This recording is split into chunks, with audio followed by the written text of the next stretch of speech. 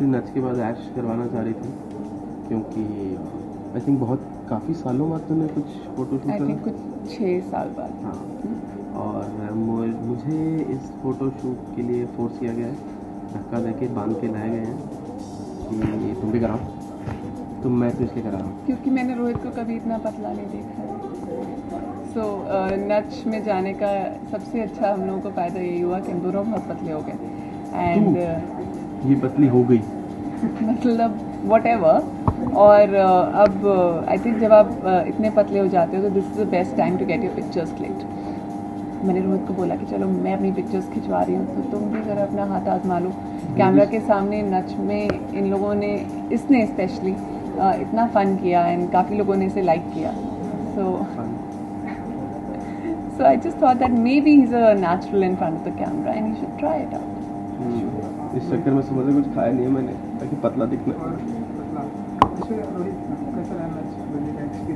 नच वाली experience mind blowing था। Actually हमने सोचा नहीं था कि अभी नहीं। हाँ, मतलब कि इतना आगे तक हम जा रहे हैं, मतलब हमें तो लगा था कि हो जाएगा 2-3 महीने पैकअप। एक्चुअली नच का जो पूरा सफ़र रहा बहुत अच्छा था। फिलहाल कल के एपिसोड में बेस्ट परफॉर्मेंस था, हमें नच पावर भी मिला है। हाँ, सो बहुत अप्स एंड डाउन्स रहे पूरी जर्नी में, लेकिन हमारे लिए मोस्टली अप्स ही रहे क्योंकि हमने एक्सपेक्ट नहीं किया था। डाउन्स में तो मैं सीधा स्टेज पे गिर जाता था। तो हमने एक्चुअली एक्सपेक्ट नहीं किया था कि हम लोग इतने लोगों के एलिमिनेशन को देखेंगे and we thought we be the first ones to get eliminated, और ऐसा नहीं हुआ। So it was a very very good journey. Reality show के बाद ऐसा माना जाता है कि एक चेंज आता है किसी भी सेलेब कोई भी हो, तो आप दोनों की लाइफ में कोई ऐसा चेंज आया स्पेशली? हम पतले हो गए हैं और थोड़े हेल्थ कॉन्शियस हो गए हैं। हेल्थ कॉन्शियस हो गए हैं। आपका सहनशीलता बढ़ जाता है लाइफ, सहनशीलता, क्योंकि वहाँ पर ना फ़ोन थे, ना अखबार था, ना टेलीविज़न था, बाहरी दुनिया से कोई ताल्लुक़, कोई लेना देना नहीं था। तो वहाँ से आप आई थिंक चीज़ें झेलने की वो चीज़ ज़्यादा आ जाती है। तो अभी मेरे गंदे जोक्स कम हो गए हैं इनफैक्ट। गलत है वो तो। हाँ, मेरे गंदे जोक्स कम हो गए। पहले जो मैं इतने पीजे, मतलब मेरी एवरेज थी कि 10 मिनट्स पर पीजे, अभी वो आई थिंक वो 2 घंटे पर पीजे हो चुका है।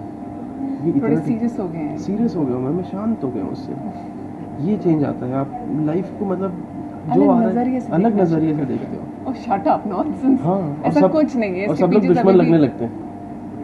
रियली? हाँ, कौन प्लॉटिंग कर रहा है मेरे लिए? अच्छा वो ये कुछ बोल रहा होगा, तो ये दिमाग बहुत चलता है आपका। नहीं, बट ओवरऑल आई थिंक बहुत लर्निंग एक्सपीरियंस। अबे लड़वाओगे क्या, पागल हो? नहीं, ये मैं वैसे ही बाकी लोग कि हमारी प्रति हम एक ही है, रोहित एंड ऐश्वर्या, है ना? अच्छा रोहित, शूट के दौरान मैंने देखा कुछ अनफिट लग रहे थे आप, कोई खास वजह या और भी अपने आप को पतला करने के बाद फिर जो आप फोटो शूट करेंगे उसमें काफ़ी फिट अच्छा करेंगे? नहीं, मेरे को वो मसल वसल वो 6 पैक ये सब नहीं चाहिए मेरे को, ये मेरे को समझ नहीं आता। इतना हम हिंदुस्तानी कि ठीक है जिम विम, उतना जिम ठीक है कि थोड़ा ट्रेडमिल कर लिया, भाग लिया, पतले दिख रहे हो काले कपड़े पहन के, वो खुश है। ये मसल वसल मेरे बस का नहीं। और मैं गोविंदा फैन हूँ, तो फिर क्या बनता ही नहीं है।